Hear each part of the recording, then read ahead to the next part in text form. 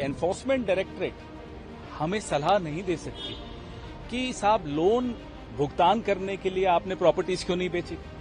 हम कोई महाजनी का धंधा तो नहीं कर रहे हैं। अगर वो लोन चुकता नहीं कर पाए तो ईडी कौन है जो हमें सलाह देंगी कि साहब आप प्रॉपर्टी बेच के लोन चुकवा देते। इस धंधे में तो हम नहीं हैं। ये एक ऐसा विचित्र केस है जहां पर मनी लॉन्ड्रिंग का चार्ज लगा है, लेकिन एक पैसे का आदान प्रदान नहीं हुआ है, एक पैसे का एक्सचेंज नहीं हुआ है, ना प्रॉपर्टी ट्रांसफर हुई है, ना एसेट ट्रांसफर हुआ है। तो ये बड़ा विचित्र केस है।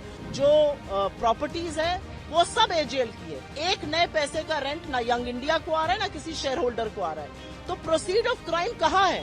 कैसे मनी लॉन्ड्रिंग का केस है ये? इस पर बहस हुई आज। ईडी खुद कह रही है कि ये पैसा करीब 142 करोड़ या जो भी रेंट से आ रहा है वो एक्चुअली एजेएल के पास जा रहा है। ये ईडी मान रही है। तो जब एजेएल के पास जा रहा है तो आप शेयर होल्डर को कैसे मनी लॉन्ड्रिंग का अक्यूज बोल सकते हैं? और यही इस केस की विचित्रता है। आज एक बड़ी महत्वपूर्ण हमारी तरफ से आर्गुमेंट्स दी गई और उसमें जो सवाल हमने पूछे कि एनफोर्समेंट डायरेक्टरेट हमें सलाह नहीं दे सकती कि साहब लोन भुगतान करने के लिए आपने प्रॉपर्टीज क्यों नहीं बेची। हम कोई महाजनी का धंधा तो नहीं कर रहे हैं। हमने लोन इंटरेस्ट फ्री दिया ताकि जो ऑब्जेक्टिव्स हैं अखबार निकालने के, अखबार में विचारधारा को प्रचारित करने के, वो ऑब्जेक्टिव्स फुलफिल हों। और अगर वो लोन चुकता नहीं कर पाए तो ईडी कौन है जो हमें सलाह देंगी कि साहब आप प्रॉपर्टी बेच के लोन चुकवा देते। इस धंधे में तो हम नहीं हैं। तो हमने उस अखबार का पुनर्जागरण करने के लिए, पुनर्जीवित करने के लिए जो रिस्ट्रक्चरिंग किया, जो कंपनी बनाई, वो आपके सामने नॉट फॉर प्रॉफिट कंपनी है। और हमने एक एप्लीकेशन भी मूव की कि वो तमाम कागजात जो ईडी ने विथहोल्ड किए हैं वो कागजात भी रिकॉर्ड पर लाए जाएं। उसमें जो ओरिजिनल कंप्लेंट है वो भी, मेमोरेंडम ऑफ एसोसिएशन जो एजेएल की वो भी जनवरी 2016 की, वो तमाम कागजात रिकॉर्ड पर लाए जाएं। सर, जो सीनियर वकील थे आज पेश हुए कांग्रेस की राहुल गांधी जी की तरफ से, उन्होंने मोतीलाल वोरा जी का जिक्र किया कि उनसे पूछताछ हुई थी काफी लंबे समय तक, लेकिन ईडी उनकी मृत्यु तक इंतजार करती रही पहले से आके, जबकि वो जानते थे कि किस तरीके से सारा कुछ हुआ, वो जानते थे, बता सकते, लेकिन उनको अब उनके जाने के बाद अब ईडी एक्टिव हुई। जी, वकील साहब ने ये बात सामने रखी कि किस तरह से ईडी उस वक्त तक इंतजार करती रही कि जब तक वोरा जी का देहांत न हो जाए और उसके बाद अचानक सक्रिय हुई। बिल्कुल ये बात रखी गई। सर, उन्होंने मैडम सोनिया गांधी के भी बयान का जिक्र करा जिसमें उन्होंने कहा था कि हाँ हमने बनाई थी या नहीं लिया, लेकिन हमने रिवाइवल के लिए बनाई थी। रिवाइवल के लिए बनाई, और रिवाइवल आप सबके सामने है। ऐसा नहीं कि रिवाइवल आपके सामने नहीं है, सबके सामने है।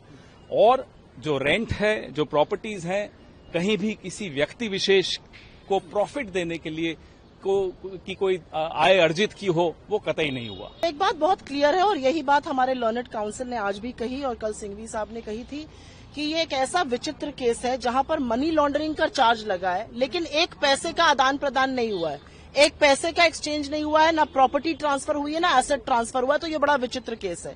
और जैसा कि पवन जी आपसे कह रहे थे, 2-4 चीजें आज कोर्ट के सामने बड़ी मुस्तैदी से रखी गई। उसमें से एक ये था, हाँ कांग्रेस पार्टी ने दिया पैसा रिवाइवल के लिए, इसलिए दिया क्योंकि एजेएल कोई एरी गैरी संस्था नहीं है। एजेएल की स्थापना फ्रीडम मूवमेंट के दौरान पंडित नेहरू, आचार्य कृपलानी और रफी अहमद किदवई जी जैसे लोगों ने की थी, जिसका उद्देश्य था कि राष्ट्र भावना और राष्ट्रहित की बात करना। और हम एक ऐसे एसेट को बचाना चाहते थे। हम कोई महाजन नहीं है, हम कोई मनी लेंडर नहीं कि पैसा देकर हम अपना ट्रांसफर कराना चाह रहे हैं या प्रॉफिटेबल वेंचर नहीं है। और एक बात और भी बहुत क्लियरली आज कोर्ट में कही गई कि एजेएल का जो अपना मेमोरेंडम ऑफ एसोसिएशन है, जो ईडी ने नहीं रखा है अपने केस में, जो कि रखना चाहिए था, उसमें बिल्कुल क्लियर है उस मेमोरेंडम ऑफ एसोसिएशन में कि ये प्रॉफिट ओरिएंटेड कंपनी नहीं है।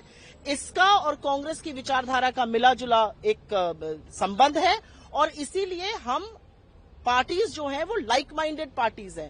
कांग्रेस से उसका संबंध है और हम ऐसा कर सकते थे। मेरे ख्याल से एजेएल का छपना, और ना सिर्फ छपना, एजेएल का अब पब्लिश होना और तमाम जो चीजें एजेएल के साथ हो रही हैं वो, और एक बहुत महत्वपूर्ण बात जिसका मैं बात अपनी अंत कहूंगी करके, एक जो कहा गया कि जो रेंट आ रहा है, जो प्रॉपर्टीज है, वो सब एजेएल की है। एक नए पैसे का रेंट ना यंग इंडिया को आ रहा है, ना किसी शेयर होल्डर को आ रहा है।